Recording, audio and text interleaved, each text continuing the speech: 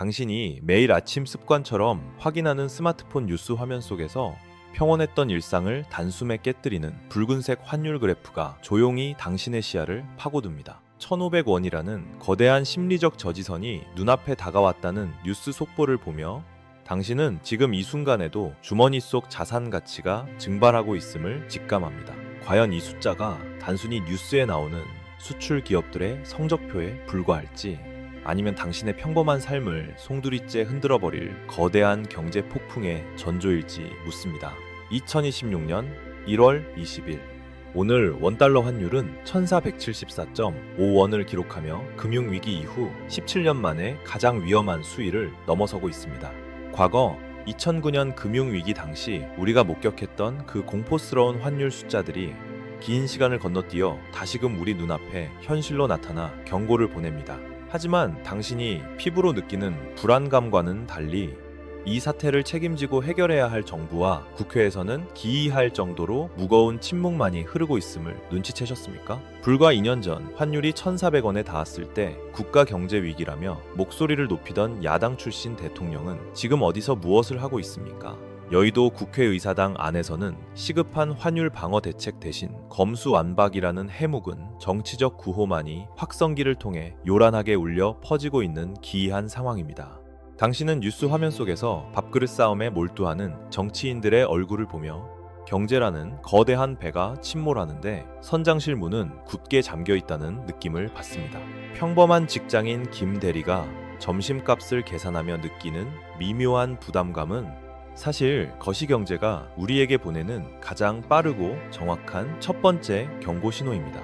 수입 물가 급등으로 인해 밥상 물가가 치솟는 현상은 당신의 월급이 실질적으로 삭감되고 있다는 잔인한 경제적 진실을 소리 없이 말해주는 증거입니다. 1,500원이라는 마지노선이 뚫린다는 것은 단순한 숫자의 변화가 아니라 우리 경제를 지탱하던 외국인 투자자들의 신뢰라는 둑이 무너질 수 있음을 의미합니다. 외국인 투자자들은 이미 한국 시장에서 짐을 싸서 떠날 준비를 하고 있으며 그들이 버린 원화의 가치는 바닥을 모르고 계속해서 추락할 것입니다. 이재명 대통령은 야당 대표 시절 윤석열 정부를 향해 경제 무능을 비판했으나 정작 자신이 키를 잡은 지금은 쏟아지는 비판에 귀를 닫습니다. 과거의 날 선 발언들이 부메랑이 되어 돌아오고 있지만 정부는 근본적인 체질 개선 대신 기업들의 팔을 비틀어 보유한 달러를 팔게 만듭니다. 심지어 당신의 소중한 노후 자금인 국민연금까지 외환 시장 방어에 동원되고 있다는 충격적인 사실을 알게 된다면 당신은 분노를 넘어 허탈할지도 모릅니다. 미래 세대가 사용해야 할 소중한 종잣돈을 태워 당장의 환율 숫자를 억지로 누르는 행위는 언젠가 우리에게 더 큰 이자로 대가를 요구합니다. 시장의 원리를 무시하고 인위적으로 가격을 통제하려는 정부의 시도는 마치 끓어오르는 압력밥솥의 증기를 손바닥으로 막으려는 무모한 행동과 다를 바 없습니다. 지금 당장 눈을 크게 뜨고 주변을 둘러보면 이미 기업들은 비상경영을 선포하고 생존을 위한 각자 도생의 길로 접어들었다는 것을 알 수 있습니다. 그러나 정부와 여당은 여전히 검찰 수사권 문제에만 골몰하며 다가오는 경제 태풍 앞에서 우산을 펴는 심여조차 하지 않고 있다는 것이 문제입니다. 정치권이 검찰청법 문구 하나에 목숨을 걸고 싸우는 동안 외환시장의 경고음은 더욱 날카로운 비명으로 변해갑니다. 2024년 4월 환율이 1,400원을 터치했을 때 그들이 쏟아냈던 분노의 언어들은 지금 어디론가 증발해버린 것 같습니다. 당시 국가 경제가 파탄났다며 정부를 공격하던 이재명 대통령은 정작 더 심각한 오늘날의 위기 앞에서는 침묵을 지킵니다. 대신 그는 정부 업무 보고에서 전 정권이 임명한 기관장들의 태만을 질타하며 화살을 엉뚱한 곳으로 돌리려 애쓰고 있습니다. 당신은 이러한 정치적 책임 떠넘기기가 과연 치솟는 환율을 잡는데 1%라도 도움이 될지 냉정하게 자문해 보아야 합니다. 시장은 정치인의 화려한 말솜씨에 속지 않으며 오직 차가운 자본의 논리와 숫자의 흐름에 따라서만 무자비하게 움직이기 때문입니다. 정부가 내놓은 대책이란 고작 기업들을 압박하여 비상금으로 모아둔 달러를 강제로 시장에 내다 팔게 하는 것뿐입니다. 이는 마치 추운 겨울을 나기 위해 비축해둔 장작을 당장의 추위를 피하려 한꺼번에 태워버리는 위험한 도박과 같습니다. 수출 기업의 자금 담당 임원들은 정부의 전화 한 통에 울며 겨자 먹기로 달러를 내놓지만 속으로는 절망하고 있을 겁니다. 더욱 충격적인 것은 당신의 노후를 책임질 국민연금마저 이 밑 빠진 독에 물 붓기식의 환율 방어에 동원된다는 사실입니다. 소중한 연금 자산이 환율 방어라는 명목으로 녹아내릴 때 당신의 은퇴 후 삶은 그만큼 더 불안정한 벼랑 끝으로 내몰립니다. 환율 시장에 개입하여 억지로 가격을 누르려는 시도는 결국 더 큰 반작용을 불러와 걷잡을 수 없는 폭등을 초래할 수 있습니다. 야당과 경제 전문가들은 기업 규제를 풀고 경제 체질을 바꿔야 한다고 외치지만 여당은 귀를 굳게 닫고 들으려 하지 않습니다. 박지혜 민주당 대변인이 쏟아내는 비판을 가장한 비난이라는 말 속에서 당신은 위기를 인정하지 않으려는 오만함을 읽을 수 있습니다. 문제를 해결하는 첫 번째 단계는 문제가 있음을 인정하는 것이지만 지금의 정부는 문제의 존재 자체를 부정하려는 듯 보입니다. 한 명도 원내대표가 뒤늦게 우려를 표명했지만 이는 이미 불이 번진 뒤에야 허둥지둥 소화기를 찾는 뒷북 대응에 불과합니다. 코스피 5000 시대라는 장밋빛 환상은 잊으십시오. 지금 당신의 눈앞에 펼쳐진 현실은 자본이 한국을 탈출하는 엑소더스입니다. 기업을 잠재적 범죄자로 취급하며 옥죄는 정책이 계속된다면 외국인 투자자들은 미련 없이 한국 시장에서 떠날 것입니다. 당신은 검수완박이라는 정치적 이슈가 과연 내 월급과 자산을 지키는 것보다 더 중요한 가치가 있는지 심각하게 고민해야 합니다. 이제 우리는 정치적 소음을 걷어내고 이 위기가 정확히 어떤 메커니즘을 통해 당신의 지갑을 공격할지 구체적으로 파헤쳐야 합니다. 환율이 1,500원을 넘는다는 것은 단순히 해외 직구 물건값이 비싸지는 차원을 넘어 대한민국 자산 가치의 근본적인 재평가를 의미합니다. 글로벌 투자자들에게 한국 원화는 여전히 위험 자산으로 분류되며 이 선이 무너지면 그들은 기계적인 매도 프로그램 버튼을 누르게 됩니다. 당신이 잠든 사이 뉴욕과 런던의 트레이더들은 한국의 정치적 리스크와 경제 정책의 불확실성을 계산기에 넣어 냉혹한 손익 계산을 마쳤습니다. 수입 원자재 가격이 폭등하면 기업은 제품 가격을 올리거나 인건비를 줄여야 하는 외통수에 몰리게 되며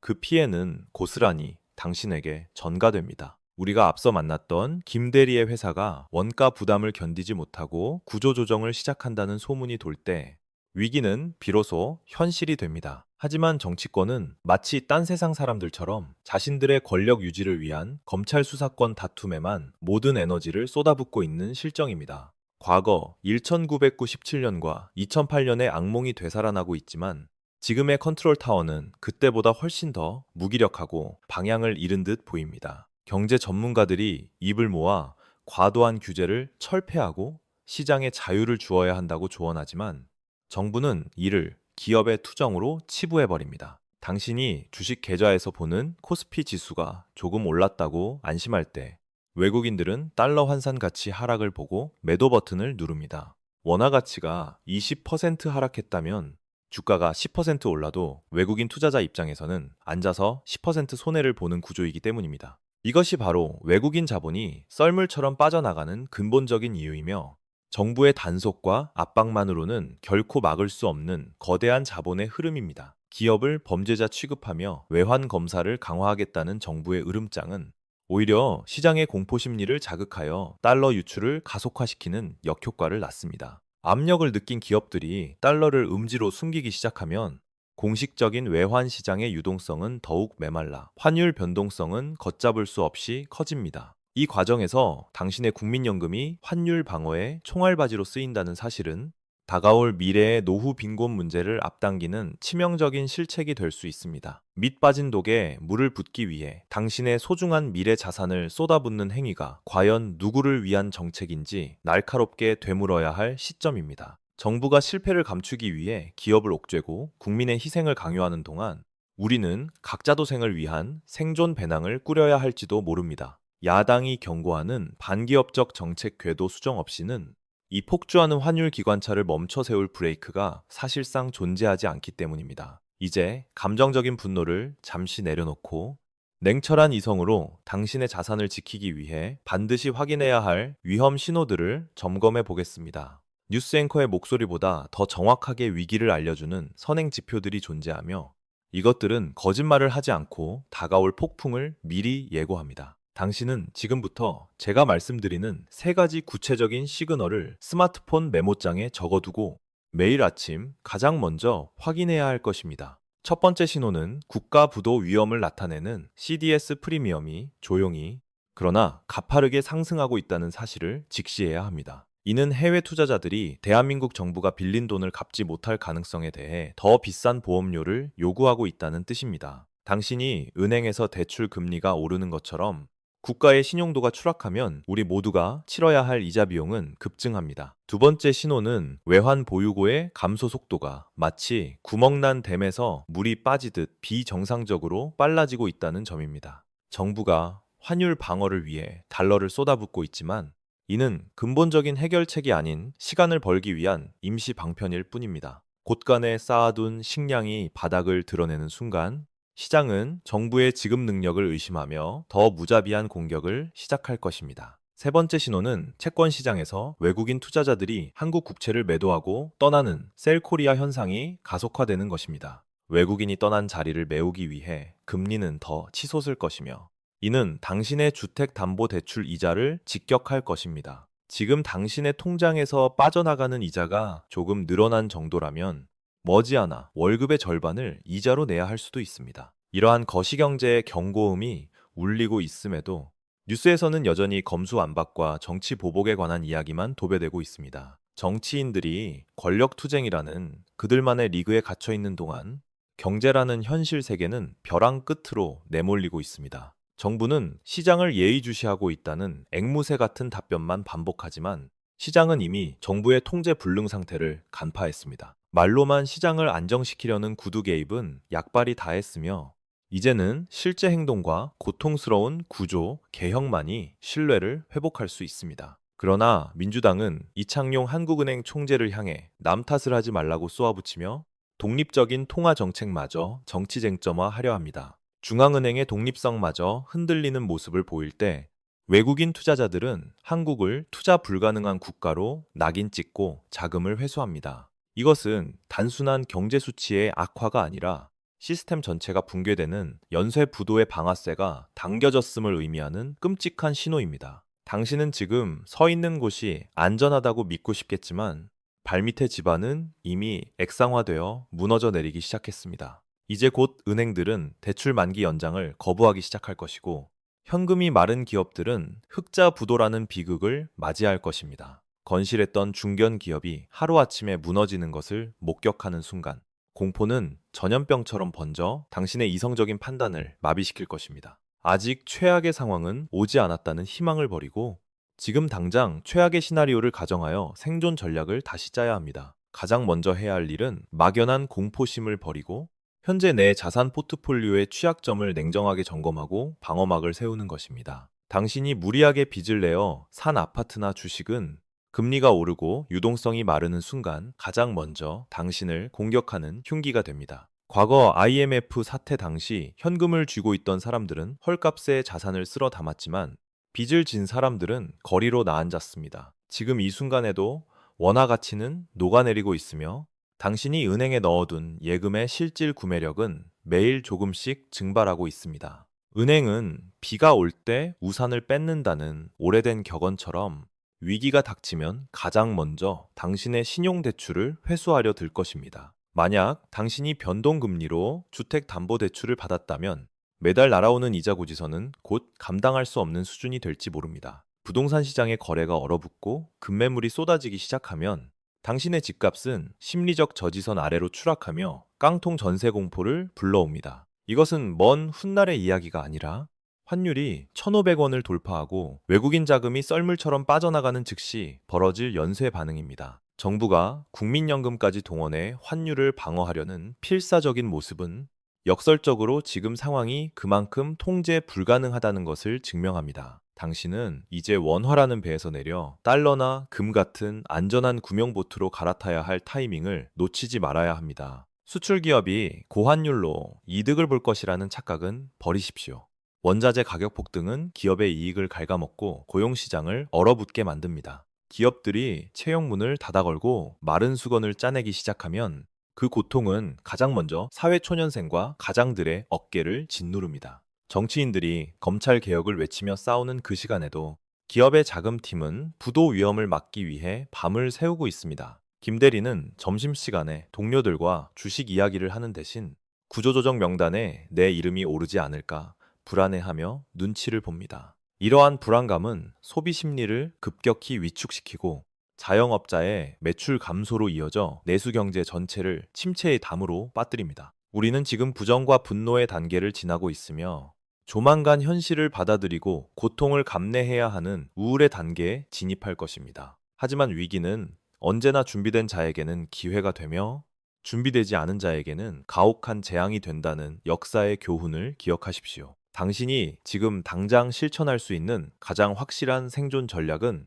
불필요한 지출을 줄이고 현금 유동성을 최대한 확보하는 것입니다. 남들이 파티에 취해 있을 때 비상구를 확인했던 사람만이 불이 났을 때 당황하지 않고 탈출할 수 있는 법입니다. 이제 마지막으로 이 혼란스러운 상황 속에서 당신이 절대 놓쳐서는 안 될 결정적인 골든타임의 징후들을 정리해 드리겠습니다. 회사채 금리와 국고채 금리의 격차인 크레딧 스프레드가 벌어지는 현상은 기업들의 자금줄이 말라가고 있다는 가장 강력하고 확실한 부도 경고음입니다. 우량 기업조차 돈을 구하지 못해 쩔쩔매는 상황이 오면 신용도가 낮은 중소기업들은 연쇄도산이라는 피할 수 없는 운명을 맞이하게 됩니다. 두 번째 징후는 가상화폐 시장에서 김치 프리미엄이 비정상적으로 치솟으며 자본 통제를 피해 해외로 돈을 빼돌리려는 움직임이 포착될 때입니다. 불안을 느낀 스마트머니는 이미 은행 시스템을 불신하며 추적이 어려운 경로를 통해 탈출구를 찾고 있다는 명백한 증거이기도 합니다.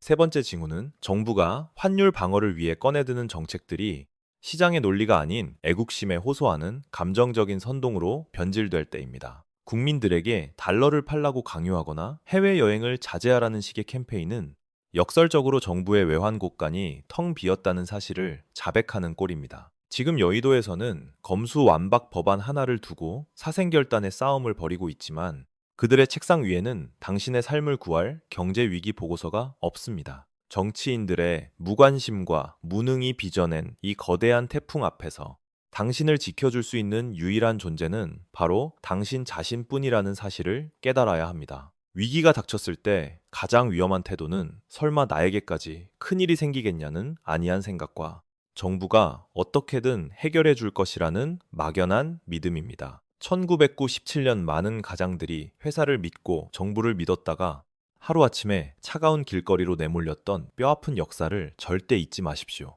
지금은 공격적으로 수익을 쑤이자 투자를 확대할 때가 아니라 웅크리고 방어하며 살아남는 것 자체를 목표로 삼아야 하는 생존의 시간입니다. 당신의 포트폴리오에서 위험 자산의 비중을 과감하게 줄이고 언제든 사용할 수 있는 현금 비중을 늘리는 것이 무엇보다 시급한 과제입니다. 주식 시장이 폭락했다고 해서 섣불리 저가 매수에 나서는 것은 떨어지는 칼날을 맨손으로 잡는 것만큼이나 무모하고 위험한 행동이 될 수 있습니다. 바닥이라고 생각했던 지점이 사실은 지하실의 입구였음을 깨닫게 되는 순간 당신의 소중한 종잣돈은 회복 불가능한 손실을 입게 될 것입니다. 달러화 예금이나 금 같은 안전자산으로의 분산 투자는 폭풍우가 몰아치는 바다에서 당신의 배가 뒤집히지 않도록 잡아주는 평형수 역할을 합니다. 남들이 환율 1,500원 시대에 공포에 떨 때 미리 준비한 당신은 이 위기를 자산 증식의 기회로 바꿀 수 있는 여유를 갖게 됩니다. 하지만 대부분의 사람들은 위기가 눈앞에 닥쳐서야 허둥지둥 대책을 마련하려 하고 그때는 이미 버스가 떠난 뒤라 비싼 대가를 치릅니다. 정부의 낙관적인 발표를 액면 그대로 믿지 말고 행간에 숨겨진 공포와 다급함을 읽어내는 해안을 길러야만 내 가족을 지킬 수 있습니다. 경제 위기는 예고 없이 찾아오는 것이 아니라 우리가 무시하고 지나쳤던 수많은 시그널들이 쌓이고 쌓여 마침내 폭발하는 필연적인 결과물입니다. 이제 우리는 이 긴박한 시나리오의 마지막 장으로 넘어가 당신이 오늘 밤 당장 실천해야 할 구체적인 행동 강령을 정리해 보려 합니다. 가장 시급한 첫 번째 행동은 당신의 모든 대출 목록을 점검하고 변동금리 부채를 고정금리로 갈아타거나 상환하는 것입니다. 금리가 오르면 이자 비용은 기하급수적으로 늘어나며 이는 당신의 가처분 소득을 갉아먹어 결국 파산이라는 벼랑 끝으로 내몰 수 있습니다. 두 번째는 여유 자금의 일정 비율을 반드시 달러나 금 같은 안전 자산으로 환전하여 포트폴리오의 방어력을 높이는 전략입니다. 원화 가치가 폭락할 때 달러 자산은 그 충격을 흡수해주는 에어백 역할을 하며 당신의 구매력을 일정 수준 유지해줍니다. 세 번째는 불효불급한 소비를 줄이고 비상금을 확보하여 월급이 끊기거나 매출이 줄어드는 최악의 시나리오를 대비하는 현금 쿠션 만들기입니다. 기업들이 생존을 위해 허리띠를 졸라맬 때 당신 역시 가정경제의 최고 경영자로서 냉혹한 구조조정을 단행해야만 살아남을 수 있습니다. 네 번째는 직장에서 자신의 존재 가치를 증명하고 대체 불가능한 인력이 되기 위해 자기 개발에 더욱 매진하는 것입니다. 구조조정의 칼바람이 불어올 때 가장 먼저 타깃이 되는 사람은 위기의식을 느끼지 못하고 안주하는 무사안이란 직장인이기 때문입니다. 다섯 번째는 정치 뉴스가 쏟아내는 소음에서 귀를 닫고 오직 경제 데이터가 말해주는 차가운 진실에만 집중하는 냉정함입니다. 검수완박 입씨름이 당신의 대출 이자를 갚아주지 않으며 정치인들의 호언장담이 치솟는 밥상 물가를 잡아주지 않는다는 사실을 명심하십시오. 정부가 시장을 통제하려 할수록 시장은 더욱 거칠게 반항할 것이며 그 과정에서 발생하는 파편은 고스란히 당신에게 튈 것입니다. 환율이 1,500원을 넘어 1,600원을 향해 간다면 정부는 결국 해외 송금 제한 같은 강력한 자본 통제 카드를 꺼낼지 모릅니다. 내 돈을 내 마음대로 찾거나 보낼 수 없는 상황이 오기 전에 당신은 미리 자산의 피난처를 확보해 두어야 합니다. 은행 창구 앞에서 내 돈을 돌려달라고 아우성치는 군중 속에 섞이지 않으려면 남들보다 반박자 빠른 판단과 행동이 필수적입니다. 위기는 예고 없이 문을 부수고 들어오는 강도가 아니라 창문 틈으로 스며들어 서서히 당신을 질식시키는 가스 누출과 같습니다. 냄새를 맡았을 때는 이미 몸이 마비되어 움직일 수 없을지도 모르니 지금 당장 창문을 열고 환기를 시작해야 합니다. 당신이 지금 느끼는 막연한 불안감은 단순한 기후가 아니라 당신의 무의식이 보내는 가장 정확하고 절박한 생존 신호일 수 있습니다. 우리는 지금 1997년의 대자비를 보고 있으며 그때와 다른 점이 있다면 이번에는 각자 도생해야 한다는 잔인한 현실뿐입니다. 국가가 나를 지켜줄 것이라는 낡은 믿음을 버리고 스스로 성벽을 쌓고 식량을 비축하는 철저한 현실주의자가 되어야 합니다. 다음 파트에서는 이 거대한 경제 폭풍이 지나간 후 살아남은 자들에게 어떤 새로운 기회의 문이 열리는지 이야기하겠습니다. 경제 역사는 모든 위기가 준비되지 않은 자에게서 준비된 자로 자본이 이동하는 거대한 부의 재편 과정임을 끊임없이 증명해 왔습니다. 모두가 공포에 질려 자산을 투매할 때 현금을 쥐고 있는 사람은 평생 다시 오지 않을 가격에 우량 자산을 쇼핑하게 됩니다. 이것은 잔인한 약육강식의 논리처럼 들리겠지만 자본주의 시스템이 작동하는 가장 기본적이고 변하지 않는 차가운 메커니즘입니다. 당신이 지금 달러를 확보하고 현금 유동성을 늘려야 하는 진짜 이유는 단순히 방어를 넘어 다가올 기회를 잡기 위함입니다. 환율이 1,500원을 넘어 치솟는 동안 원화로 표시된 대한민국의 부동산과 주식 가치는 달러 기준으로 급격하게 쪼그라들 것입니다. 외국인 투자자들이 썰물처럼 빠져나간 뒤 텅 빈 시장에는 오직 현금을 쥔 사냥꾼들만이 남아서 헐값에 나온 매물을 독식합니다. 과거 IMF 당시 외국계 자본이 한국의 알짜 기업과 빌딩을 헐값에 사들여 천문학적인 차익을 남겼던 것을 기억하십니까? 이번 위기 역시 그들에게는 다시 한번 한국의 자산을 박앤세일 가격으로 쓸어 담을 수 있는 절호의 기회로 보일 것입니다. 정치인들이 여의도에서 검수완박으로 시간을 허비하는 동안 스마트한 자본은 이미 조용히 먹잇감을 노리고 매복해 있습니다. 당신은 정부의 무능을 탓하며 같이 침몰하는 피해자가 될 것인지 아니면 이 혼란을 이용하는 냉철한 투자자가 될 것인지 선택해야 합니다. 경매 시장에 쏟아질 수많은 아파트와 상가들은 준비된 사람들에게는 계층 이동의 사다리가 되어줄 씁쓸하지만 확실한 기회입니다. 하지만 대부분의 사람들은 공포에 압도되어 정작 바닥이 왔을 때 매수 버튼을 누르지 못하고 주저앉아 버리고 맙니다. 지금부터 멘탈을 훈련하고 시나리오를 그려보지 않는다면 당신 역시 결정적인 순간에 대중심리에 휩쓸려 기회를 놓칠 것입니다. 위기를 기회로 바꾸는 것은 용기가 아니라 철저하게 계산된 데이터와 미리 확보해둔 총알, 즉 현금에서 나옵니다. 정부가 뒤늦게 외환시장 안정 대책을 쏟아내더라도 이미 무너진 신뢰를 회복하고 추세를 돌리기에는 역부족일 가능성이 큽니다. 오히려 정부의 섣부른 개입은 시장의 왜곡을 심화시켜 당신이 저가에 자산을 매집할 수 있는 기간을 늘려줄지도 모릅니다. 기업들이 구조조정을 통해 몸집을 줄이고 재무 구조를 개선한 뒤에는 살아남은 승자 기업들의 주가가 폭발적으로 상승할 것입니다.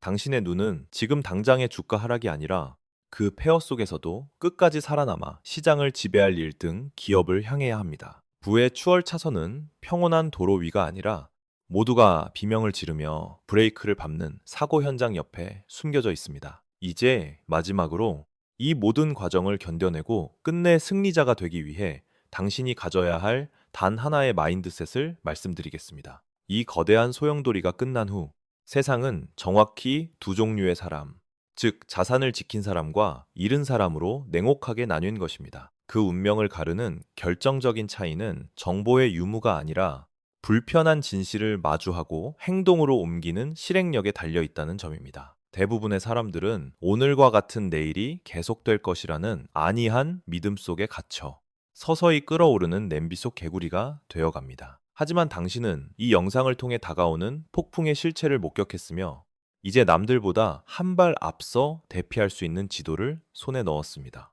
정치인들이 검찰 수사권으로 멱살잡이를 하는 그 소란스러운 뉴스를 음소거하고 오직 당신의 통장 잔고와 환율 그래프만 바라보십시오. 정부가 당신의 노후를 책임져 줄 것이라는 환상은 국민연금이 환율 방어에 쓰이는 현실 앞에서는 순진함을 넘어선 직무유기입니다. 당신의 가족을 지킬 수 있는 유일한 영웅은 정부도 정치인도 아닌 바로 오늘 밤 각성하여 행동하는 당신 자신뿐임을 기억하십시오. 빚을 줄이고 현금을 확보하며 달러를 모으는 지루하고 고통스러운 과정만이 다가올 겨울을 견뎌낼 수 있는 유일한 마른 장작입니다. 남들이 주식으로 돈을 벌었다고 자랑할 때 소외감을 견디는 인내심이야말로 위기의 순간에 당신을 구원할 가장 강력한 방패입니다. 1997년과 2008년을 기억하는 사람들은 알겠지만 위기는 예고편 없이 본편으로 직행하여 우리의 일상을 파괴해버립니다. 지금 당신이 누리고 있는 평범한 저녁 식사와 따뜻한 집이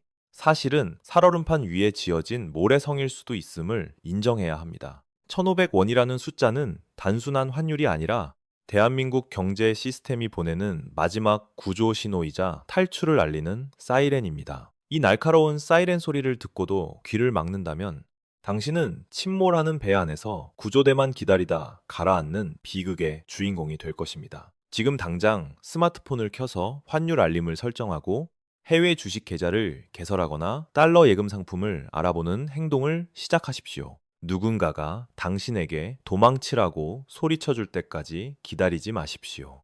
그때는 이미 비상구 문이 굳게 닫히고 난 뒤일 것입니다. 부의 이동은 조용하고 은밀하게 이루어지며 준비된 자들은 공포에 질린 대중이 던지는 자산을 헐값에 주워 담으며 미소 짓습니다. 당신은 그들의 먹잇감이 될 것입니까? 아니면 그들과 어깨를 나란히 하고 새로운 부의 질서에 올라타는 포식자가 될 것입니까? 시간은 우리 편이 아니며 머뭇거리는 매 순간마다 당신의 자산 가치는 소리 없이 증발하고 있다는 사실을 뼈저리게 느껴야 합니다. 이제 우리의 이야기는 끝을 향해 달려가고 있으며 저는 마지막으로 당신의 가슴 속에 새겨야 할 단 하나의 문장을 남기려 합니다. 이 문장을 기억한다면 어떠한 경제적 태풍이 불어닥쳐도 당신은 결코 흔들리지 않고 단단한 뿌리를 내린 나무처럼 버텨낼 것입니다. 시장은 당신의 정치적 성향이나 억울함에는 전혀 관심이 없으며 오직 당신이 위기에 준비되었는지 아닌지만을 차갑게 평가할 것입니다. 정부가 검수완박으로 시간을 끄는 동안 당신은 당신만의 생존 매뉴얼을 완성하고 비상 버튼을 누를 준비를 마쳐야 합니다. 위기의 본질은 단순히 가난해지는 것이 아니라 내가 가만히 있는 동안 남들이 상대적으로 부자가 되는 것을 지켜보는 고통입니다. 오늘 당신이 느꼈던 이 서늘한 공포를 절대 잊지 마십시오. 그것은 당신의 자산을 지켜줄 가장 확실한 안전벨트이기 때문입니다. 환율 1,500원은 끝이 아니라 시작일 수 있으며 우리는 어쩌면 한 번도 경험해보지 못한 거친 파도를 넘어야 합니다. 하지만 파도의 높이가 높을수록 그 파도를 타고 넘는 서퍼에게는 더 높은 곳으로 올라갈 수 있는 기회가 주어집니다. 당신이 지금 쥐고 있는 원화 지폐가 휴지 조각이 될지, 아니면 저평가된 자산을 사들이는 무기가 될지는 당신에게 달렸습니다. 내일 아침 뉴스를 볼 때 앵커의 말보다는 화면 구석에 조그맣게 표시된 환율과 금리 수치에 먼저 눈길을 주십시오. 세상이 무너질 것 같은 공포 속에서도 냉정하게 옥석을 가려내는 안목이야말로 부의 추월 차선에 올라타는 유일한 통행권입니다. 남들이 정부 욕을 하며 술잔을 기울일 때 당신은 조용히 달러를 매수하고 금 리포트를 읽으며 칼을 갈아야 합니다. 이 영상이 끝나고 검은 화면이 비친 스마트폰 속에 불안에 떠는 피해자가 아닌 확신에 찬 승리자의 얼굴이 있기를 바랍니다. 당신의 가난을 정부 탓으로 돌리지 마십시오. 당신의 지갑을 지키지 못한 책임은 결국 거울 속에 있는 당신에게 있습니다. 잔인하게 들릴지 모르지만 이것이 자본주의 정글에서 살아남기 위해 우리가 받아들여야 할 유일하고도 불편한 진실입니다. 댐이 무너지기 직전에는 반드시 작은 균열과 물이 새는 소리가 들리듯 지금 우리 경제는 날카로운 비명을 지르고 있습니다. 그 소리를 단순한 소음으로 치부할지 아니면 탈출 신호로 받아들일지 결정하는 것은 온전히 당신의 몫이자 권리입니다. 부디 이 경고가 틀린 예언이 되기를 바라지만 만약 현실이 된다면 당신은 이미 완벽하게 준비된 상태여야만 합니다. 지금 당장 책상 서랍을 열어 잠자고 있는 달러가 있는지 확인하고 내 자산의 통화 구성을 점검하는 작은 행동을 시작하십시오. 거대한 폭풍이 지나간 자리에는 반드시 새로운 태양이 떠오르며 그때 웃을 수 있는 사람은 오늘 밤을 세워 준비한 사람입니다. 역사는 반복되지만 그 반복되는 역사 속에서 희생양이 될지 주인공이 될지는 오직 당신의 선택에 달려 있습니다. 당신의 소중한 자산과 가족의 미래를 위해 부디 깨어 있으십시오. 그리고 의심하고 준비하고 끝내 살아남으십시오. 돈 냄새 하나는 기가 막히게 맞는 자본이 움직였습니다. 최근 베네수엘라 국채가 미친 듯이 솟구치는 거 보셨습니까? 트럼프의 경고가 단순한 엄포였다면 피냄새 맡은 상어떼 같은 월갑군들이 제 발로 불구덩이에 들어갈 리가 만무하죠. 이건 단순히 남의 나라 정권 하나 바뀌는 문제가 아닙니다. 남미 전체의 판도가 뒤집히는 거대한 지각 변동의 시작입니다. 뉴스에서 떠드는 군함 이동이나 정치인들의 말장난에만 신경 쓰면 진짜를 놓칩니다. 핵심은 언제나 수면 아래 거대 자금의 이동 경로에 숨겨져 있으니까요. 이 섬뜩한 시그널을 무시하고 넋놓고 있다간 다가올 미래는 기회가 아니라 재앙으로 닥쳐올 겁니다. 지금 베네수엘라 상황은 단순 제재가 아니라 거대한 손절매와 재설계 작업입니다. 마두로 정권은 이미 독 안에 든 쥐입니다. 왜 글로벌 스마트머니가 이렇게 발작적으로 움직이는지, 그리고 이 태풍이 우리 계좌에 어떤 나비 효과를 몰고 올지 뼛속까지 파고드는 팩트만 짚어드리겠습니다. 준비 없는 사람에겐 지옥이겠지만 흐름을 타는 사람에겐 인생 역전의 엘도라도가 될 테니까요. 시장은 절대 감정 노름을 하지 않습니다. 베네수엘라 국채가 달러당 35센트까지 치솟았다는 사실, 이게 뭘 의미하겠습니까? 쓰레기 취급받던 채권이 불과 몇 달 새 40% 넘게 떡상한 건 글로벌 자본의 확신 없이는 불가능한 일입니다. 그 선수들은 막연한 희망 따위에 돈을 태우지 않습니다. 그들은 이미 마두로의 퇴진을 기정사실로 박아두고 그 이후의 시나리오까지 계산기를 다 두드려 놓은 상태입니다. 미국을 등에 업은 새 정권이 들어서면 베네수엘라가 베제라식으로 뭉개고 있던 천문학적인 빚을 이자까지 쳐서 받아낼 수 있다는 강력한 믿음이 시장을 지배한 겁니다. 우크라이나 사태 때를 한번 떠올려 보십시오.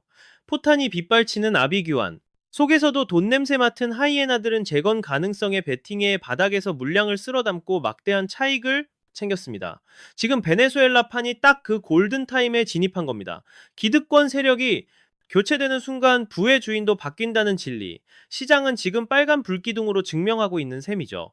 만약 여러분이 이 신호를 단순한 투기판이나 반짝 반등 정도로 착각한다면 평생 부의 진짜 민낯은 구경도 못할 수 있습니다. 정보의 비대칭성을 무기로 쥔 큰 손들은 개미들이 공포에 질려 손절할 때 조용히 승자에 오록하는 제 포지션을 선점하고 물량을 매집합니다.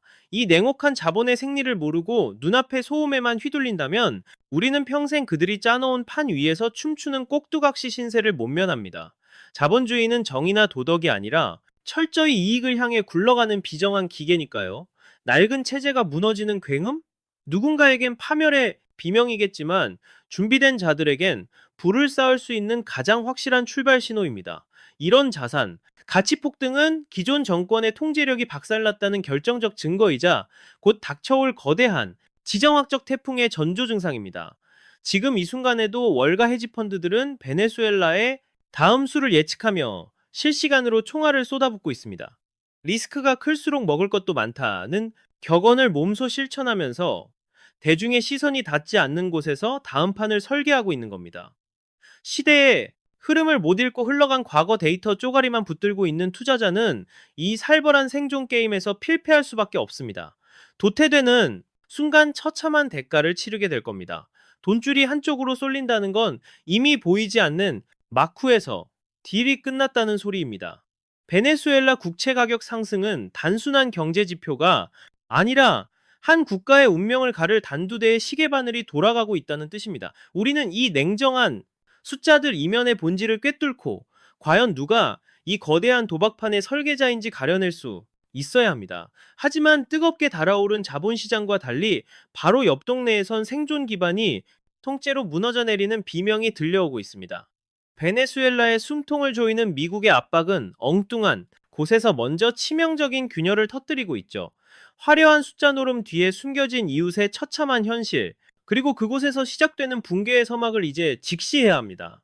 지금 쿠바는 완벽한 어둠 속에 갇혀 있습니다. 에너지는 국가라는 생명체를 돌게 하는 혈액이나 다름없습니다.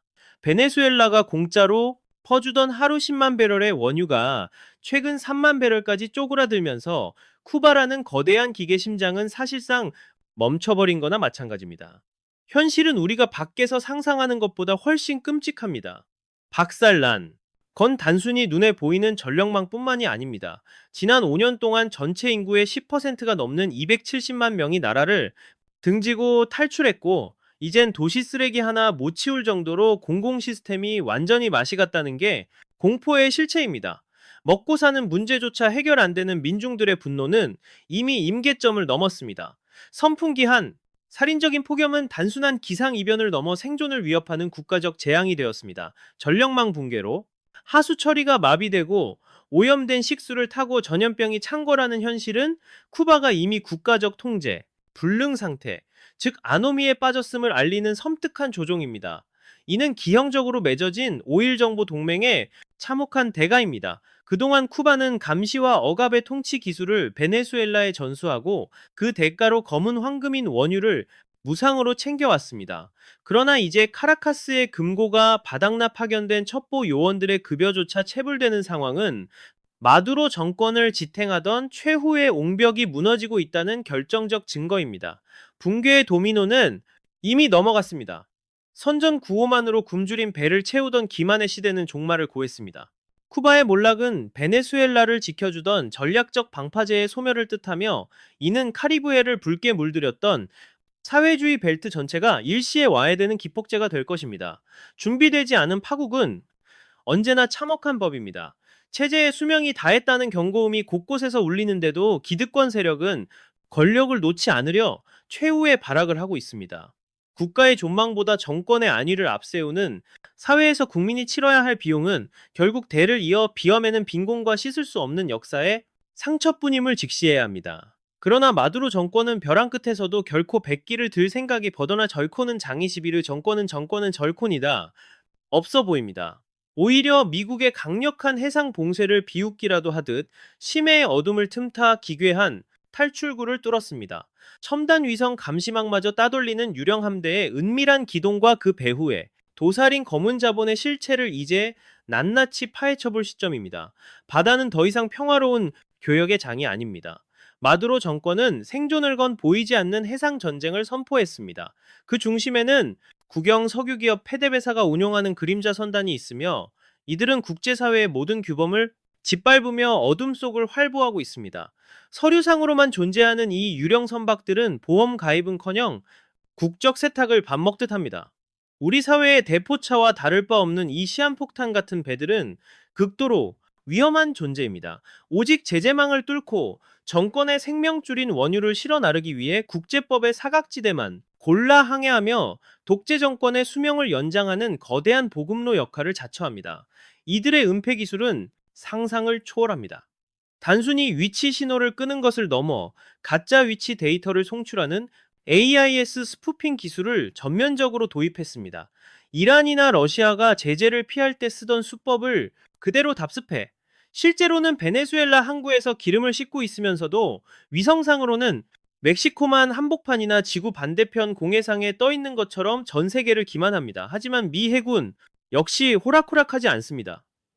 첩보 위성과 해상 감시 자산을 총동원해 이 유령들의 항적을 집요하게 추적 중이며, 최근에는 실제 유조선 납포 작전까지 성공시키며 압박의 수위를 임계점까지 높였습니다.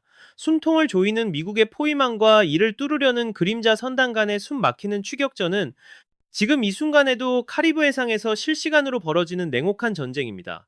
오일머니가 끊기면 정권은 즉사합니다. 이는 단순한 밀수 사건이 아니라 체제의 명운을 건 최후의 보급로 사수작전으로 봐야 마땅합니다. 마두로가 이 비밀 항로를 끝내 지켜내지 못한다면 베네수엘라의 낡은 체제는 외부의 물리적 타격 없이도 내부 괴사로 인해 스스로 무너져 내릴 수밖에 없는 처지입니다. 한 껍질 더 깊이 들여다보면 이 거대한 판 뒤에는 국제 범죄 조직과 일부 강대국의 검은 손이 작용하고 있습니다. 퇴출당한 원유가 암시장을 거쳐 독재자의 통치 자금으로 세탁되는 과정은 현대 금융 시스템의 가장 추악한 이면을 적나라하게 보여줍니다. 미국이 이 카르텔을 단순 범죄 집단이 아닌 테러리스트 조직에 준하게 다루는 이유도 바로 이 자금줄을 원천 봉쇄하겠다는 강력한 의지의 표현입니다. 수면 아래의 치열한 수싸움은 이제 물리적 충돌 단계로 진입했습니다. 미 해군은 이미 서던 스피어라는 대규모 군사작전을 가동하며 베네수엘라 해역을 철통같이 봉쇄하기 시작했습니다. 30년 전 IT를 단숨에 굴복시켰던 압도적 무력의 공포가 다시금 베네수엘라 앞바다를 향해 다가오고 있습니다. 과연 미국이 빼든 이 칼끝이 정확히 어디를 겨누고 있는지 그 군사적 본질을 직시해야 합니다. 카리브해의 수평선 너머엔 전운이 감도는 강철의 침묵만이 흐르고 있습니다. 미국이 30년 만에 이 지역의 최대 규모의 해군력을 집결시킨 건 결코 우연이 아닙니다. 우리는 1994년 IT 군사정권을 무너뜨렸던 민주주의 수호작전의 대자비를 목격하고 있습니다. 당시 미국은 압도적인 전력 투사로 피 한 방울 흘리지 않고 정권을 교체하는 기염을 토했습니다. 그러나 지금 베네수엘라는 전진 배치된 제럴드 포드함은 단순한 항공모함이 아닙니다.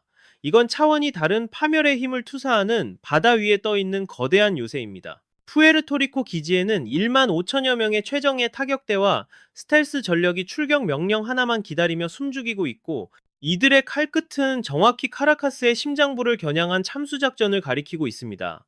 폐쇄됐던 기지가 다시 돌아가고 활주로가 확장되는 정황은 이미 긴장이 임계점을 넘어 실제 전쟁 단계로 진입했음을 알리는 강력한 경고등입니다.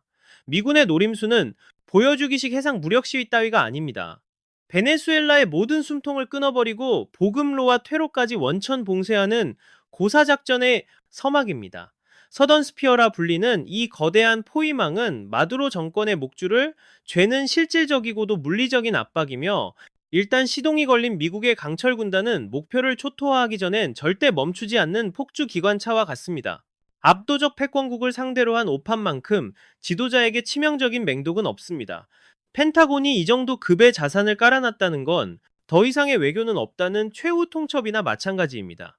이 응축된 에너지가 통제선을 넘어 폭발하는 찰나, 베네수엘라의 낡은 방공망은 불과 수시간 만에 잿더미로 변할 것이며, 그 참혹한 대가는 부패한 지도부와 아무 준비 없는 국민들이 고스란히 떠안아야 할 비극적 운명입니다.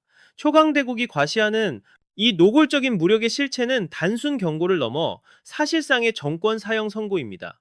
평화를 원한다면 전쟁을 대비하라는 격언처럼 미국은 이미 가장 정밀하고 파괴적인 타격 시나리오를 완성해 두었습니다. 이제 선택은 마두로의 몫입니다. 압도적 공포 앞에 스스로 권력을 내려놓을지, 아니면 비참한 역사의 뒤안길로 소멸할 것인지 말입니다. 허나 아무리 첨단 무기로 무장했다 해도 도심 깊숙이 박힌 게릴라와의 전투는 전혀 다른 양상의 재앙입니다. 미군이 카라카스의 미로 같은 골목에 발을 들이는 순간 손쉬운 승리의 공식은 처절한 진흙탕 싸움으로 변질될 수 있습니다. 미군 지휘부가 가장 우려하는 시가전의 악몽, 그리고 마두로가 최후의 보루로 숨겨둔 비대칭 전략의 실체. 이제 그 위험한 이면을 직시해야 합니다. 전쟁은 스펙만으로 승패가 갈리지 않습니다. 험준한 지형은 때로 첨단 기술을 무력화시킵니다. 카라카스의 복잡한 구조와 산악지대는 미군에게 지옥과도 같은 킬존이 될 수 있으며, 보이지 않는 사각지대에서 쏟아지는 기습은 압도적 화력을 무용지물로 만들 공산이 큽니다. 마두로 정권은 이 최악의 상황을 가정해 철저히 대비해 왔습니다. 6만 5천 명의 정규군에 더해 수백만 민병대를 무장시킨 건 단순한 허세가 아닙니다. 도시 전체를 요새화하고 민간인을 방패막이로 삼는 시가전은 천하의 미군에게도 감당하기 힘든 정치적 부담과 인명피해를 강요하는 치명적 덫입니다.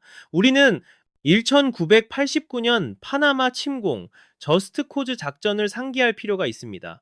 당시 노리에가는 고립무원의 독재자였지만 지금의 베네수엘라는 훨씬 거대하고 조직적인 저항 네트워크를 갖추고 있습니다. 파나마 때처럼 단숨에 수뇌부를 제거하고 질서를 잡겠다는 낙관론은 베네수엘라의 댐에 발을 들이는 순간 뼈아픈 실책이 될 것이며, 이는 제2의 베트남 혹은 아프가니스탄의 악몽을 재현하는 트리거가 될 수 있습니다. 트럼프는 이 리스크를 누구보다 꿰뚫고 있는 철저한 비즈니스맨입니다. 그는 승산 없는 소모전에 국력을 쏟아붓고 정치적 자산을 탕진하는 짓을 극도로 혐오합니다. 압도적 힘으로 기선을 제압해 협상 테이블에서 최대 이익을 챙기는 것이 그의 방식이지, 대책 없는 전면전으로 국가 운명을 도박판에 거는 무모한 승부사가 아님을 간과해선 안 됩니다. 즉, 현재의 군사적 압박은 실제 타격보다는 항복을 받아내기 위한 고도의 심리전일 확률이 높습니다.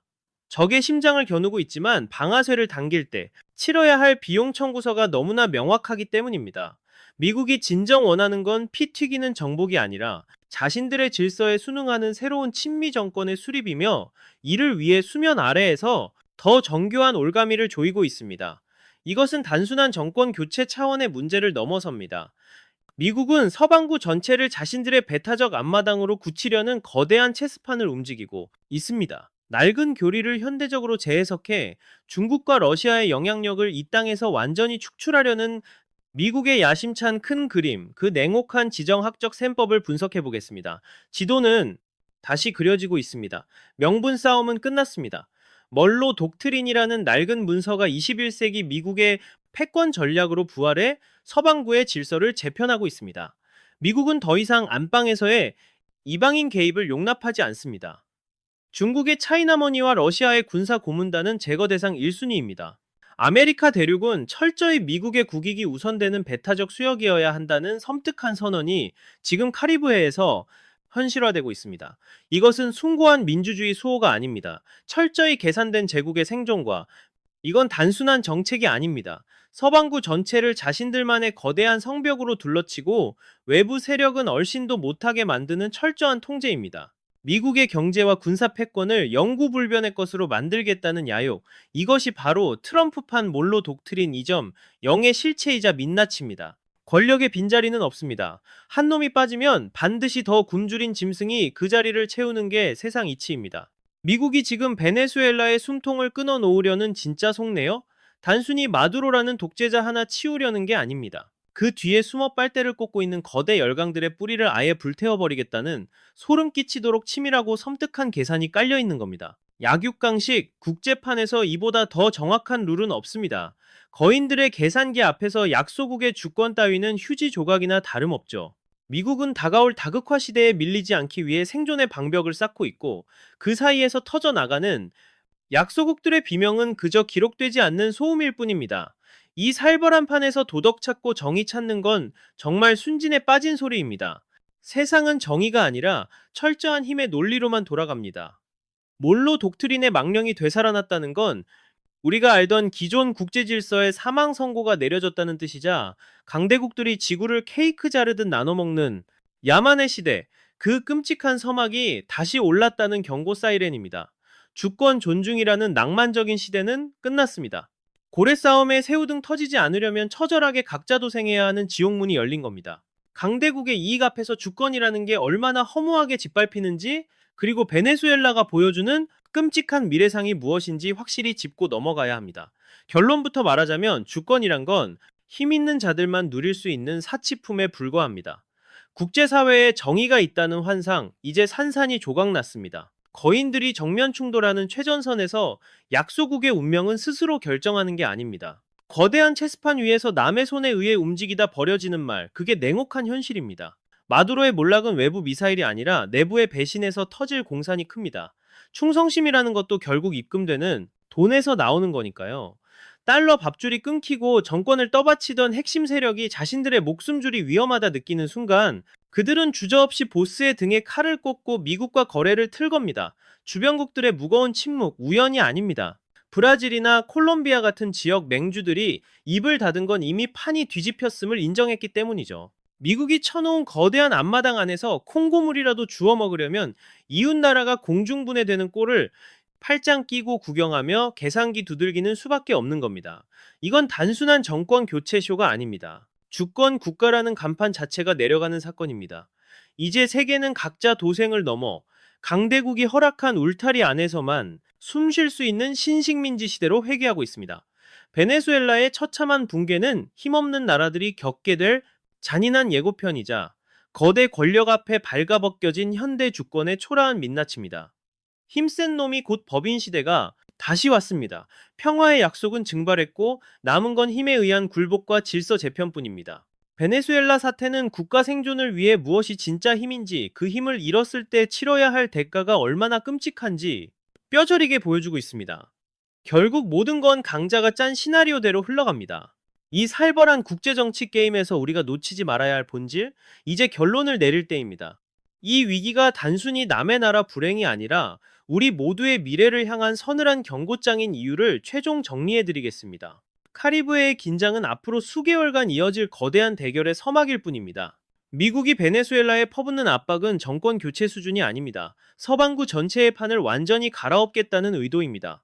이제 우리는 주권보다 강대국의 이익이 먼저고 각자의 구역을 노골적으로 찢어발기는 야생의 시대로 돌아갔다는 사실을 직시해야 합니다.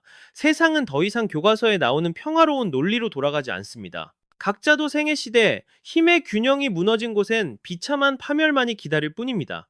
이 거대한 소용돌이 속에서 본질을 꿰뚫는 눈이 없다면 우리도 언제든 누군가의 장기판 위에서 쓰다 버리는 말로 전락할 수 있다는 걸 명심해야 합니다. 마두로 정권의 운명과 카리브해의 파동은 국제사회의 잔인한 맨얼굴을 가감없이 보여줍니다.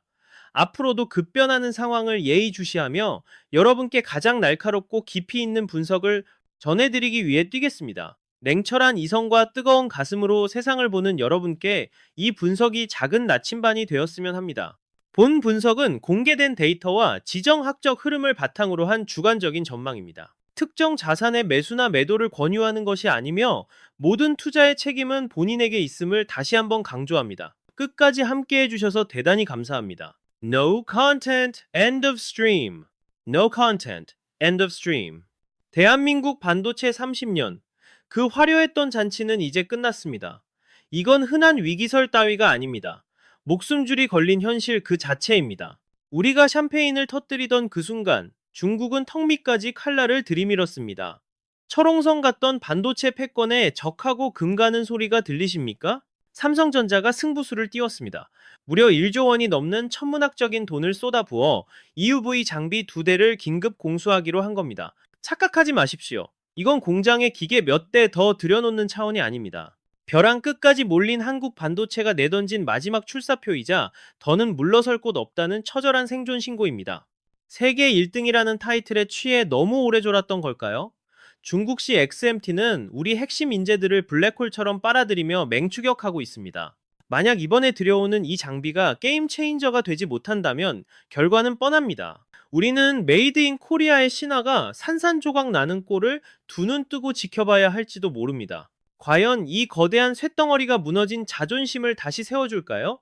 오늘 저는 뜬구름 잡는 희망 고문 따위는 하지 않겠습니다. 냉혹한 현실을 직시하고 우리 목을 조여오는 진짜 공포가 무엇인지, 그리고 이 마지막 동아줄을 어떻게 잡아야 할지 낱낱이 파헤치겠습니다. 지금 이 순간에도 기술은 새어나가고 시계추는 얄밉게도 우리 편이 아닙니다. 단순히 쇼핑하듯 기계 한 대 사는 게 아닙니다. 생태계 전체를 건 이 전쟁에서 우리가 놓치고 있는 진짜 핵심을 지금부터 하나씩 짚어드리겠습니다. 흔히들 말하죠. 돈만 있으면 뭐든 다 해결되는 거 아니냐고. 천만에요. 반도체 전쟁터엔 돈다발로도 못 넘는 통곡의 벽이 있습니다. 바로 한 대에 5천억 원이 넘는 괴물, 하이에네이 장비입니다. 도대체 삼성은 왜 1조 원이라는 거금을 들여 이 장비를 두 대나 모셔왔을까요? 신상기기에 먼저 써보고 싶어서? 아닙니다. 이건 중국이 죽었다 깨어나도 넘볼 수 없는 기술의 초격차를 벌리기 위한 유일한 카드였기 때문입니다. 여기서 반드시 알아야 할 개념이 바로 NA, 즉 개구수입니다. 쉽게 말해 반도체는 빛을 이용해 아주 미세한 그림을 그리는 작업입니다.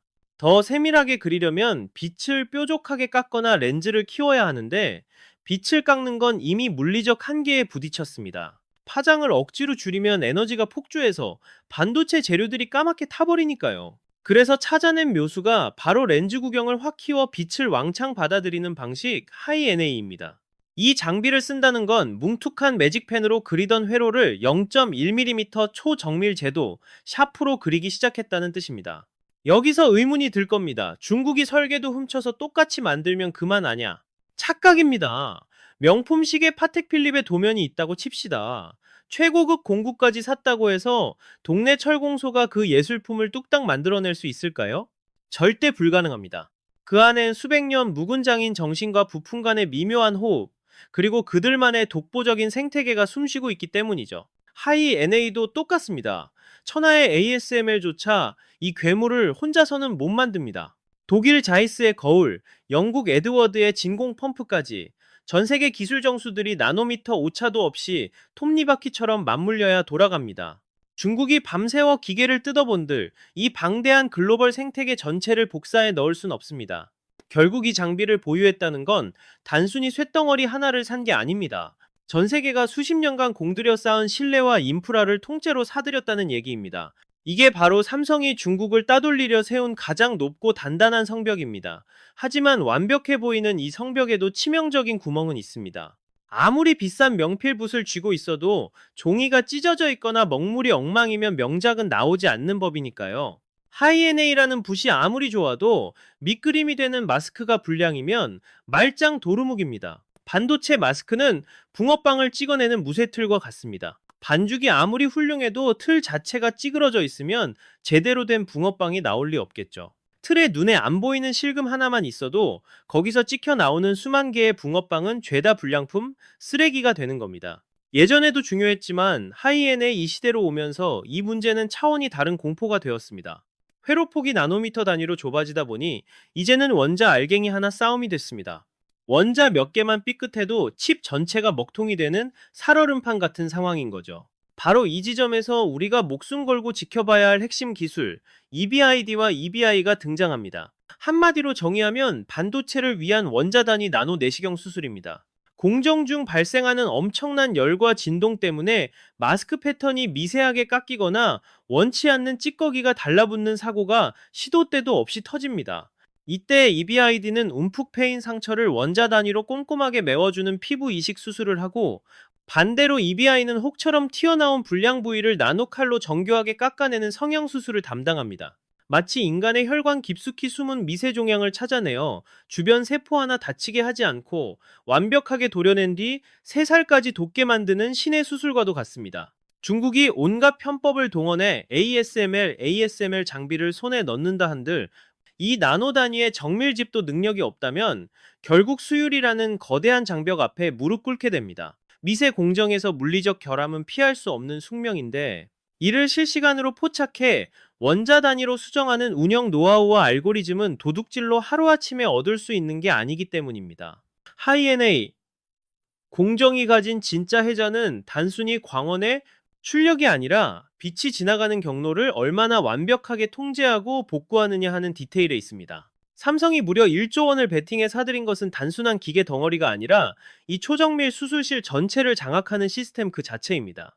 반면 중국은 이런 섬세한 집도 능력이 전무합니다. 그래서 그들은 아주 원시적이고 무식한 방법으로 그 기술적 공백을 메우려 발버둥 치고 있습니다. 화웨이가 EUV 장비 없이 7나노칩을 생산했다는 소식에 전 세계가 잠시 술렁였습니다.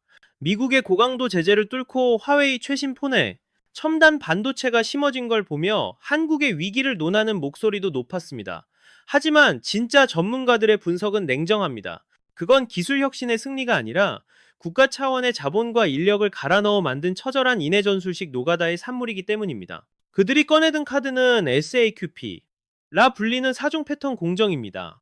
이해하기 쉽게 비유하자면 두꺼운 매직펜과 마스킹 테이프만 가지고 세밀화를 그리려는 꼴입니다. 가는 붓이 없는데 아주 얇은 선을 그려야 하는 상황. 방법은 오직 하나뿐이죠. 종이에 테이프를 덕지덕지 붙여 틈을 만들고 매직을 칠한 뒤 떼어내고 다시 옆에 붙여 칠하는 과정을 무한 반복하는 겁니다. 중국은 이 짓을 무려 4번이나 되풀이해서 억지로 미세 회로를 깎아냈습니다. 한 번의 붓질로 끝날 일을 4번, 5번 더 칠하고 깎아내니 사단이 날 수밖에 없습니다. 공정이 꼬일수록 시간은 하염없이 늘어지고 중간에 불량이 발생할 확률은 기하급수적으로 치솟습니다. 실제로 중국산 반도체 수율은 고작 30% 수준에 그치는 것으로 파악됩니다. 100개를 찍어내면 70개는 그대로 폐기 처분된다는 소리입니다. 이건 정상적인 민간 기업이라면 진작 문을 닫았을 기형적인 구조입니다.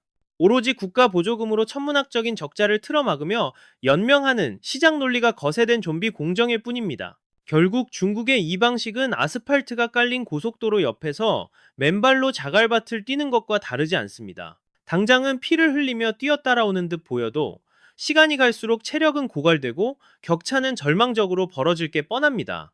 삼성이 1조 원을 투자해 하이엔의 이 장비를 선점한 진짜 이유가 여기에 있습니다. 4번 더 칠할 일을 단 한 번의 정교한 획으로 끝내겠다는 압도적 효율의 전략입니다. 속도, 정확성, 채산성 모든 면에서 중국의 막무가내 방식과는 차원이 다릅니다. 물리적 한계라는 벽은 노력만으로 넘을 수 있는 게 아니니까요. 하지만 우리가 절대 간과해서는 안 될 섬뜩한 사실이 하나 있습니다. 기술의 벽에 부딪힌 중국이 공학적 해법 대신 훨씬 더 비열하고 직접적인 뒷구멍을 선택했다는 점입니다. 그들이 택한 비상구는 연구실에서의 혁신이 아니라 바로 대한민국 반도체의 심장부를 노리는 것이었습니다. 반도체 코리아 신화를 읽어낸 수많은 엔지니어들의 피땀 어린 노력이 너무나 허무하게 유출되었습니다. 반도체 공정은 단순 작업이 아니라 600단계가 넘는 초정밀 퍼즐의 연속입니다. 공정 하나하나를 최적화하기 위해 수만 명의 인재가 청춘을 바쳐 완성한 국가적 자산입니다. 하지만 중국 CXMT, CXMT는 이 거대한 산을 넘기 위해 범죄에 가까운 지름길을 택했습니다. 비료 회사로 위장한 페이퍼 컴퍼니를 세워 삼성과 하이닉스의 핵심 인력들을 돈으로 매수하고 공정 설계도를 통째로 빼돌린 겁니다. 첨단 보안 시스템을 비웃듯 그들의 수법은 기가 찰 정도로 아날로그였습니다. 디지털 흔적을 남기지 않기 위해 핵심 데이터를 종이에 자필로 베껴 적어 속옷 등에 숨겨 나왔습니다. 방화벽은 높았을지 몰라도 인간의 탐욕이라는 개구멍은 너무나 쉽게 뚫려버린 셈입니다. 동료와 조국을 배신한 대가로 그들이 손에 쥔 것은 연봉 30억 원과 임원 자리였습니다. 삼성전자가 30년간 축적한 공정 레시피가 넘어가는 순간 우리의 국부는 허공으로 증발했습니다. 현업에서는 LCD와 배터리가 그랬듯 디램 대란 패권마저 수년 내에 중국에 뺏길 수 있다고 경고합니다. 우리가 1조 원짜리 최신 장비에만 감탄하고 있을 때 정작 그 기계를 돌릴 핵심 두뇌와 정보는 뒤로 줄줄 새고 있었습니다. 아무리 천하의 명검을 쥐고 있어도 칼자루 쥔 손이 적을 향한다면 그건 자살행위나 마찬가지입니다. 이건 단순한 기술 유출이 아닙니다. 우리 자녀 세대의 밥그릇이 통째로 털린 심각한 사건입니다. 더 끔찍한 건 중국이 이제 기술 탈취를 넘어 글로벌 공급망 전체를 인질로 삼으려 한다는 점입니다. 개별 기업의 보안 문제를 넘어 거대한 공급망이 어떻게 우리 목을 조여오는지 직시해야 합니다. 반도체 전쟁은 더 이상 기업 간의 싸움이 아닙니다. 지금 벌어지고 있는 상황은 단순한 시장 경쟁을 넘어섰습니다. 이것은 국가의 명운과 거대 기업들의 생존이 걸린 그야말로 총성 없는 전면전입니다. 하이NA라는 기술의 정점을 완성하는 과정은 전 세계 최고수들이 완벽한 호흡으로 배턴을 주고받는 정교한 릴레이 게임과도 같습니다. 첫 주자는 독일의 자이스입니다. 그들이 빚어낸 빛의 마법과 렌즈 기술을 이어받아 영국의 에드워드가 티끌 하나 용납하지 않는 완벽한 진공 상태를 구현해냅니다. 그 위에 미국의 KLA가 합류하여 원자 단위의 미세한 오차까지 잡아내는 신의 눈을 제공합니다. 이 모든 과정의 지휘자인 네덜란드의 ASML, 이 각국의 핵심 기술을 집대성의 하나의 완벽한 시스템으로 완성한 뒤 비로소 삼성이라는 최종 목적지에 전달하는 것입니다. 이 거대한 글로벌 공급망 사슬에서 어느 한 곳이라도 삐끗하거나 연결고리가 끊어진다면 이 최첨단 장비는 그저 고철 덩어리에 불과하게 됩니다. 중국이 아무리 경단위에 자본을 쏟아붓는다 해도 이 생태계를 결코 복제할 수 없는 근본적인 이유가 바로 여기에 있습니다. 그들의 시도는 마치 400m 계주를 혼자서 100m씩 4번 나누어 뛰겠다고 우기는 꼴이나 다름없습니다. 아무리 뛰어난 개인기를 가진 선수라 할지라도 각 분야의 세계 챔피언들이 뭉친 연합군의 집단 지성을 당해낼 재간은 없습니다. 이것은 단순한 기술 격차의 문제가 아닙니다. 수십 년간 쌓아올린 신뢰 자산과 유기적으로 결합된 동맹의 힘이며, 미국은 이미 이 견고한 성벽 밖으로 중국을 철저히 밀어내고 있습니다. 설령 중국이 설계도를 입수해 겉모습을 흉내낸다 한들 그 속을 채워야 할 핵심 부품들은 전 세계 곳곳에 흩어져 있어 구하는 것조차 불가능합니다. 그 모든 공급망 기업을 돈으로 매수하거나 기술을 강탈하는 것은 물리적으로나 국제정치 역학상 실현 불가능한 망상에 가깝습니다. 우리가 1조 원이라는 천문학적인 비용을 지불하고 이 장비를 들여온 것은 단순한 구매가 아니라 이 강력한 기술 동맹의 핵심 일원임을 증명하는 자격을 획득했다는 뜻입니다. 그러나 이 회원권 하나만 믿고 마음을 놓기에는 중국이 보여주는 추격의 기세가 너무나 매섭습니다. 그들이 작정하고 밀어붙이는 물량 공세의 규모는 우리의 상상을 초월하는 수준이기 때문입니다. 아무리 기술적 우위가 있는 연합군이라 해도 압도적인 숫자로 밀고 들어오는 인해 전술 앞에서는 방어선이 순식간에 뚫릴 위험이 있습니다. 통계는 냉정합니다. 수면 아래 감춰진 데이터들이 가리키는 진실은 우리가 체감하는 위기보다 훨씬 더 심각하고 위태로운 상황을 경고하고 있습니다. 시장 조사 기관인 트렌드포스의 최신 보고서를 들여다보면 우리 반도체 산업의 목줄을 겨누고 있는 섬뜩한 수치들과 마주하게 됩니다. 중국 CXMT의 디램월 생산량은 이미 28만 장 수준을 넘어섰습니다. 삼성전자의 65만 장, SK 하이닉스의 54만 장과 비교해 절반 정도라며 애써 자위할 수도 있겠지만 그것은 큰 오산입니다. 우리가 주목해야 할 공포의 본질은 현재의 수치가 아니라 그들이 보여주는 광기 어린 성장 속도와 집요함에 있습니다. 불과 10년 전만 해도 업계에서 이름조차 생소했던 기업이 이제는 세계 3위인 마이크론의 34만 장을 턱 밑까지 추격해온 것이 현실입니다. 이는 단순한 생산량의 증가가 아닙니다. 우리 반도체 패권에 뿌리째 뒤흔들 수 있는 거대한 쓰나미가 몰려오고 있다는 신호입니다. 범용 반도체 시장에서 중국이 저가 물량 폭격을 시작하면 우리 기업들의 수익성은 순식간에 벼랑 끝으로 내몰리게 될 것입니다. 기술 격차가 있는 프리미엄 제품으로 피신하면 된다는 안일한 낙관론은 더 이상 치열한 현장에서 통하지 않는 옛날이 야기가 되었습니다. 중국은 이미 기술 탈취와 막대한 국부 펀드를 무기로 고성능 디램 시장까지 무서운 속도로 잠식해 들어오고 있기 때문입니다. 월 생산량 28만 장이라는 숫자는 머지않아 30만 장을 돌파할 것이고 결국 우리와 대등하게 경쟁하는 임계점을 넘어서게 될 것입니다. 시장의 판도를 뒤집는 결정적 한 방은 결국 규모의 경제에서 나옵니다. 중국이 일정 수준 이상의 생산 능력을 갖추게 되는 순간 전 세계 반도체 가격의 결정권인 프라이싱 파워가 그들의 손아귀로 넘어갈 공산이 큽니다. 우리가 피땀 흘려 개발한 기술이 헐값 취급을 받고 중국발 치킨 게임에 휘말려 공멸하는 시나리오는 결코 먼 미래의 공상과학이 아닙니다. 만약 우리가 하이-NA를 통해 압도적인 수율과 초미세 공정을 선점하지 못한다면 이 물량 싸움의 결말은 패배일 수밖에 없습니다.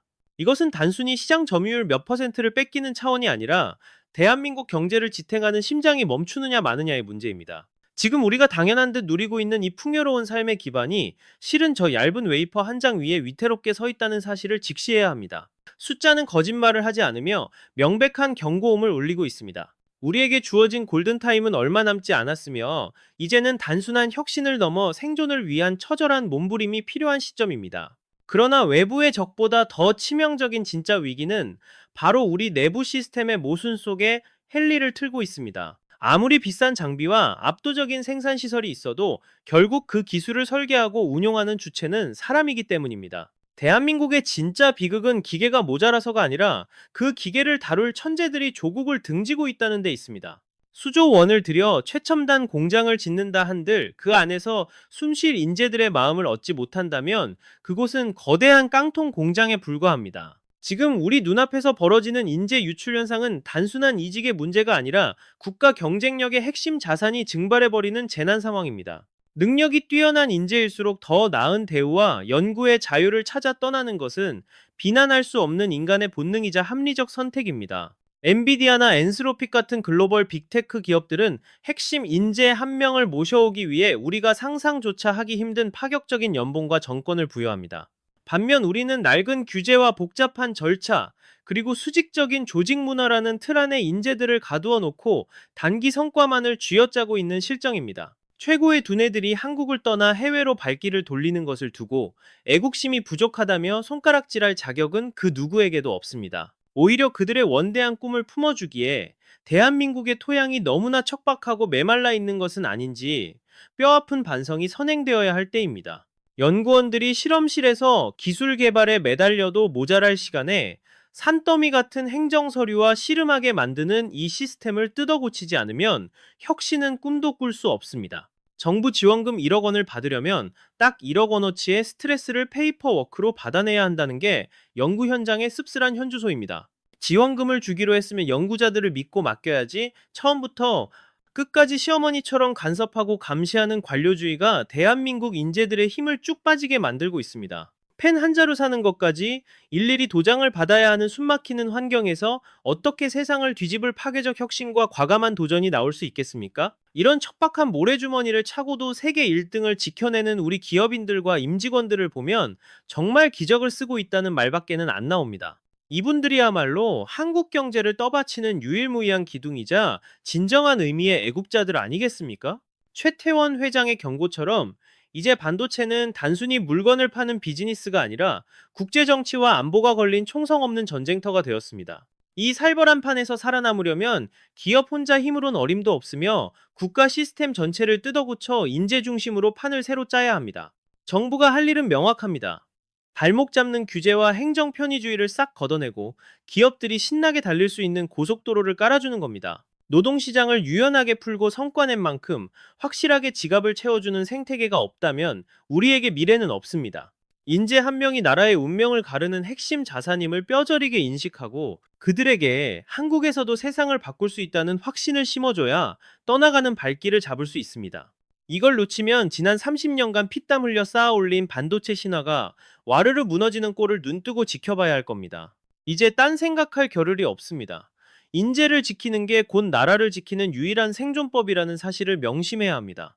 자, 그렇다면 이 모든 몸부림 끝에 우리가 받아들게 될 성적표는 과연 어떤 모습일까요? 기술과 사람, 그리고 국가 시스템이 톱니바퀴처럼 딱딱 맞물려야만 완성되는 이 마지막 퍼즐 뒤에는 우리가 절대 피할 수 없는 냉혹한 현실이 도사리고 있습니다. 반도체는 이제 부품이 아닙니다. 대한민국이라는 거대한 엔진을 뛰게 만드는 심장 그 자체입니다. 턱 밑까지 쫓아온 중국과 화웨이의 무서운 기세는 우리의 위태로운 현실을 적나라하게 보여줍니다. 비싼 장비 몇 대 들여온다고 해결될 문제가 절대 아니란 얘기입니다. 최첨단 기계와 뛰어난 인재, 그리고 그들이 맘껏 뛰어놀 수 있는 국가 시스템, 이 삼박자가 완벽하게 맞아떨어져야만 승산이 있습니다. 이 중 하나라도 삐끗하는 순간 우리가 지난 30년 공들여 쌓은 탑은 파도 앞에 모래성처럼 흔적도 없이 쓸려 나갈 것입니다.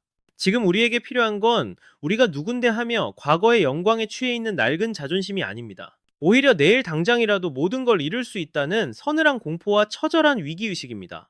이 절박함을 바탕으로 시스템을 뿌리부터 개조하지 않는다면 역사의 뒤안길로 사라져버린 수많은 제국들의 전철을 우리도 그대로 밟게 될 겁니다.